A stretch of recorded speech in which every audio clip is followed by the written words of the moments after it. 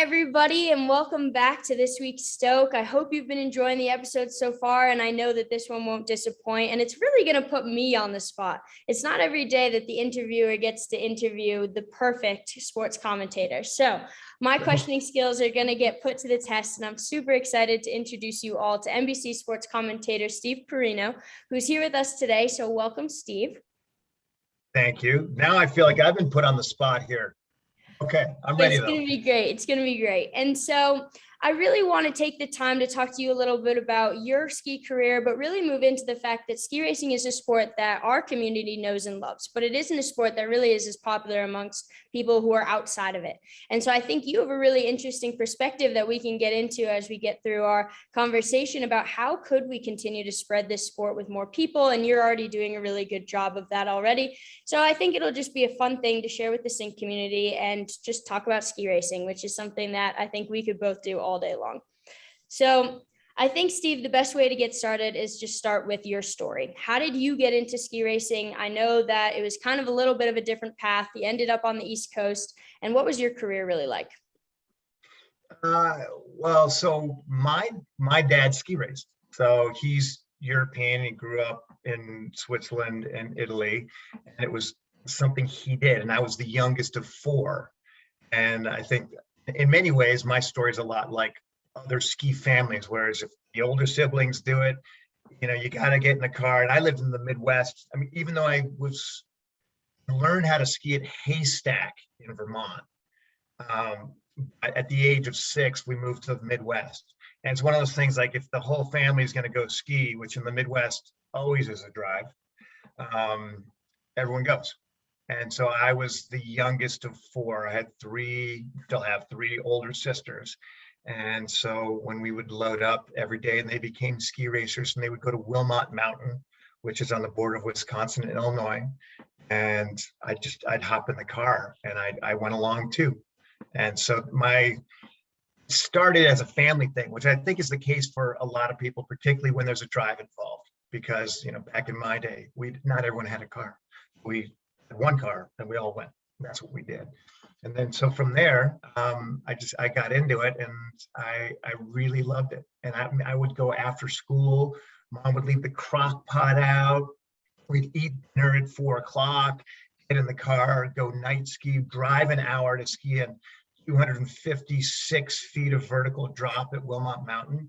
And you got your laps in, and I didn't know any better.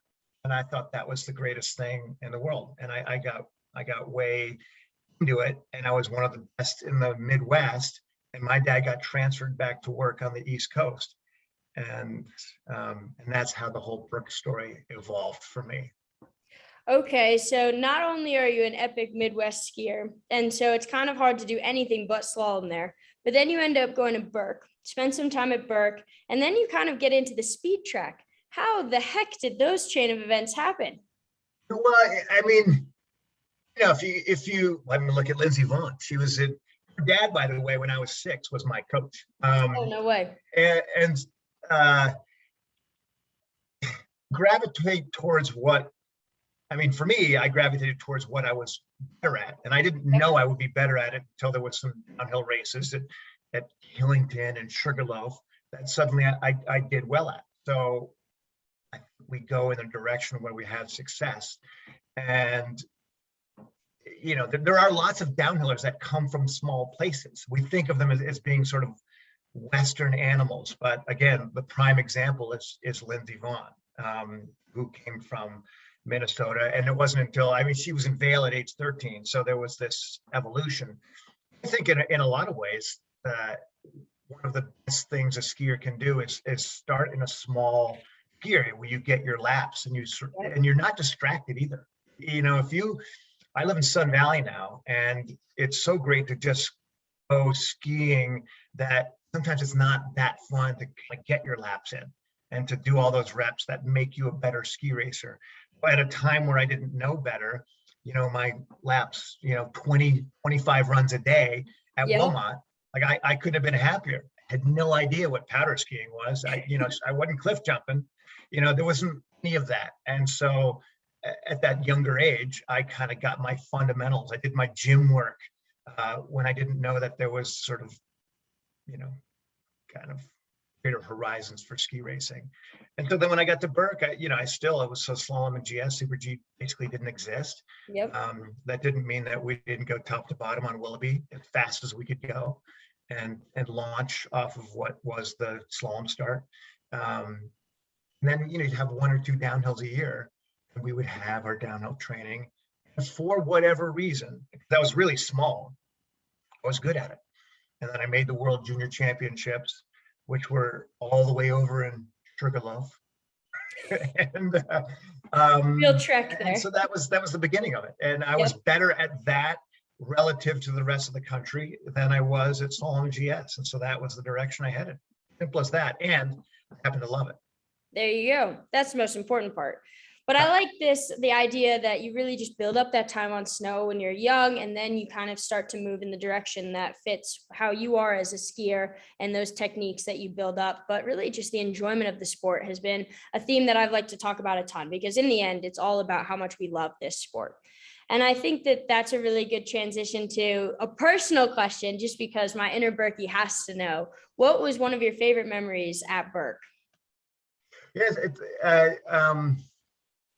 so many memories. So I have a favorite memory. I can tell you about interviewing at Burke.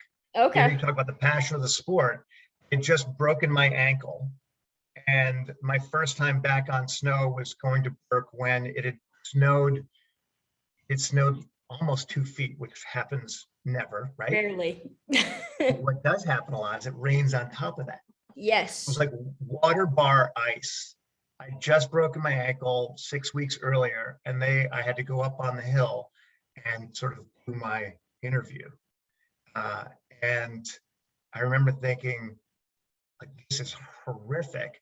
The mountain was like so big, I couldn't believe they had mountains this big, and that it seemed so cool to me. And it was so, the skiing, in a sense, it was intimidating, but it was exciting. Yep. And I'll be honest with you, I had if my father hadn't moved family back east, I would not have thought of Burke. Right. I didn't really want to go to a ski academy. I didn't even know what a ski academy was.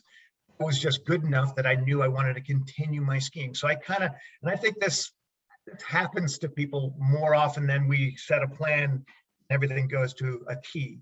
Yeah. I didn't want to go, frankly, Burke. Then I got there, I got a sniff of it, and I'm like, this could be really cool. From an outsider perspective, and let's be honest, you go up there and it's like water bar ice, there's a bunch of farmhouses. You're like, wow, this is a really small room. There's air that's coming through the windows, and there's ice on the inside of the windows. It's a pretty rustic experience, which at the time I was like, I guess. Now looking back, I would do that again and again and again. It was like one of the greatest experiences of my life. So I look at it from a standpoint of, that first experience of Burke, being completely intimidated, but also in a bit of awe, taking a chance. And then 4 years later, when I left, I actually did a PG year. I went as a sophomore, having so happy that I had made that decision ultimately to do something that was super uncomfortable, not something I really wanted to do, and then feeling so rewarded. And some of my best friends today remain my classmates from Burke. I would say most of my really close friends are classmates at Burke.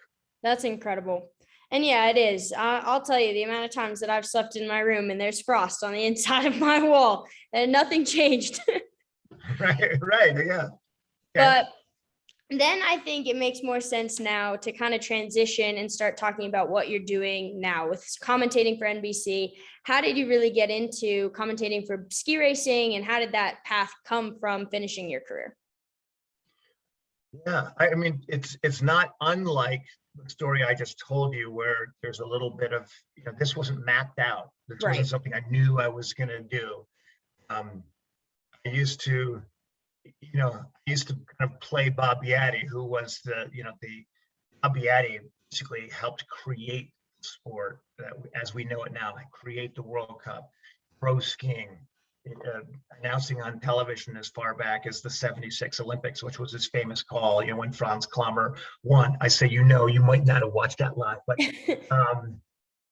and so I would imitate Bob Yaddy. People would say, oh, you should do that. I mean, that was about as close to sort of a trajectory as I had. When I finished my career, which was at age 26, was my last year on the national team, I was already dabbling in school. The U.S. ski team, as it does today, helped pay for a relationship with the University of Utah. And so I was going to school there. I finished up and I took journalism classes because what I liked about journalism was the ability to talk to a manner of people about all manner of things. I had this I didn't know what I wanted to do, but I knew I liked hearing people's stories and telling stories. It was that big and simple. Then I was coaching at Snowbird. I decided, I love coaching. This is going to be too easy in a sense that I'm just going to go into coaching. I'm not going to have tried anything else in my life. So I started writing Ski Racing magazine at the time, and they offered me a job. I remember thinking I don't want a job. I'm really enjoying this coaching thing. So I just struck out and I did an internship. That was 1997. So I was living in Park City at the time. And I packed up my drift boat. I love fly fishing. Everything I owned went in the drift boat, dragged it back east. And I lived in the basement of Barry Black Jr., who owned Ski Racing magazine at the time. Wow. And I had, I had no experience at all. And I was writing 5,000 words a week, which meant I slept zero. I'm the slowest writer in the world. I did that work I did the work, and you're on stage in a sense. So I knew a lot about ski racing. I knew nothing about writing. And so I suffered for a few years where I didn't do anything but write. And that was so good for me. And at the same time, a job opportunity opened up at ESPN. I tell this story a lot. Burke, who's a close friend and a colleague and kind of a hero of mine, one of the great crazy Canucks, he was the voice of ESPN along with Bob Yaddy, but he had to go to Burke College, which if you open up a Wendy's or McDonald's or a franchise like that, they make you go to Burke College. I don't know if you knew that. I didn't know that. No. And so for 3 months, he was in Burke College, so they needed someone to fill his shoes. So they had an audition, and there suddenly the guy that I was imitating my whole life, I'm doing like an audition with Bob Yaddy, and I am having this out-of-body experience, and I'm like, whatever, I'll try. And people had put my hat in the ring, coaches from the U.S. ski team, and they gave me the job. So I went, there was a World Cup in Park City at the time, and I did it. Not well. And there's no coaching for it. There's no, you would think it's like, it's national TV, there'd be this big build up and you'd have all these rehearsals and they're like, nah. You're out there, go for it. Go, let's talk until you make sense. And that was the beginning of it. And I was still working for Ski Racing, and there wasn't much television opportunity at the time, where there wasn't that much on TV. It went from this sort of model of wide world of sports. There'd be like a of it every weekend, just a smattering of it. And then it was like domestic races, it's Buell, Olympics, World Championships, and otherwise you wouldn't see it. And that was kind of my involvement. So for a few years, that's all I did was a handful of races. And it's hard to learn that way. You don't get any reps. So I continued to do really bad and then and suffer. Then I got a job doing play-by-play in 2004, which is the lead role, the Bob Yaddy role, which again, so prepared for that. And some great stories about how poorly that went. I'll spare you those right now. But then once you got the reps, then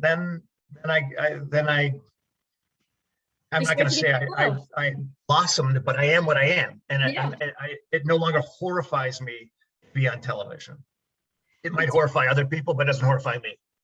That's amazing. And it honestly, it seems like you've taken these leaps of faith in a bunch of different places in your life, whether or not that was going to Burke, that was taking the job at Ski Racing Media, now then going into ESPN and sports commentating. And each time you're kind of like, I'm going to put my head down, I'm going to grind, I'm going to make it work and figure it out. And I think that that's really the athlete and the ski racing attitude, that mindset that, okay, it may not be the easiest, but we're going to figure it out and I'm going to go fast. And that's how it's going to be. Like, there's no other option. I'm going to do it. Right, yeah, and at the same time, I would offer this one caveat. I wasn't the kind of person that was going to put myself out there, say, I know I can do this, like, trust me, I got this, whatever, make me, was more that these things landed in my lap. I kind of, I'm a little bit like sort of Forrest Gumpish when it comes to my career. And, my instinct was like, I don't know if I can do this. I know I felt that way at the start of a downhill. Yeah. I've been there before. But someone else had put faith in me. Yep. And I thought, well, if they believe in me, I should be able to do it. But it wasn't always me out front. I took these chances and I followed these paths and I suffered through, not being good. That's what I just sent my daughter off to school. I'm in her room right now, and it's a big step for her. She's off to college. It's like, find out what it is you like and follow that path. Don't fall into that same, I think a lot of kids now, it's like, I got to be good at absolutely everything because I got to get to school and I got to get to this next step. It's like, try to follow what you love. Yeah. I've been really successful at following. I definitely didn't dig in hard on things I didn't want to do. Been pretty selfish that way. That's all right. That's all right. It's that passion, and that's kind of the idea of where we're going to head next in the conversation. Is ski racers love ski racing, but outside of ski racing, people don't really know the sport. And so we've seen actually with F1, a lot of that popularity is starting to happen. And I don't know if it's directly related to Netflix's documentary or just the adrenaline that people are starting to see of the sport and something that's a little bit more foreign. But do you think there's a way that we can spread ski racing in a similar way so people who aren't familiar are excited to watch things like the Hahnenkamm and watch more than just the Olympics and get into the World Cup circuit and become more loyal followers of this incredible sport? It's a tough one because, I've been in it 20 years. Right. And I'll never forget what Bob Beatty told me, and I was so offended by it at the time. But it makes sense now that I've been in television for a long time. He said, the worst thing you can do for a ski broadcast, show too many skiers. Right? It sounds right. Who would have thought? Yeah, right. And when you go to that F1, and I haven't seen the series, but I've heard so many great things about it. Right. When it comes to attracting non-skiers, or I think when it comes to attracting people to a sport that they don't otherwise play themselves or do anything even similar to, you want to know, attracted to the people, right, not the sport. That's that's being very black and white about it. There's more nuance to that. It's true to a large degree. I mean, who has done the best job of bringing attention to our sport? That's, and it's not me, it's Lindsey Vonn. Yep. It's Michaela Schifrin. Yep. It's Cody Miller. It's Ted Ligety. And, and you look at those, those people know who they are outside of alpine skiing. And as their story becomes interesting, they want to know what's the game they play. Then they'll get involved. If I'm being, again, there are too many ski races. There's too many ski races. Interesting.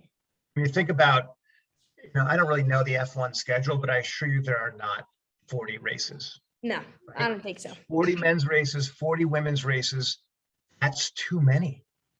And so when we have, 6 disciplines now, right? It's like we've got, it used to be downhill and slalom, right? That was what, and then there was the combined, right. That downhill GS slalom, and there was Super G, and then downhill GS, Super G combined, and now now it's super combined, and people, like as an FIS federation, we spend a lot of mind share. People in the ski community will argue over, we want to watch parallel, we want to watch combined. And this doesn't matter to anyone outside of you and me.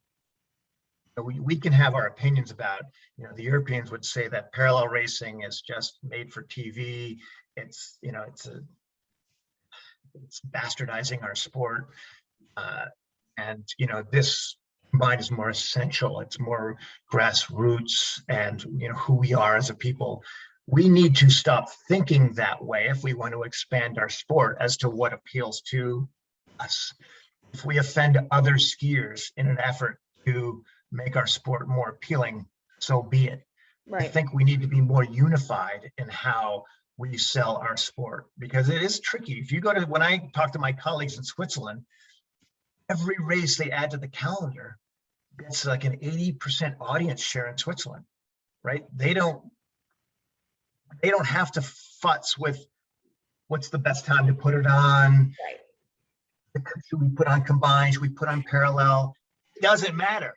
They're gonna watch. Everyone's watching. So as the FIS needs to look at this like, well, where are we trying to sell this thing? Are we trying to, are we trying to sell this to the already indoctrinated?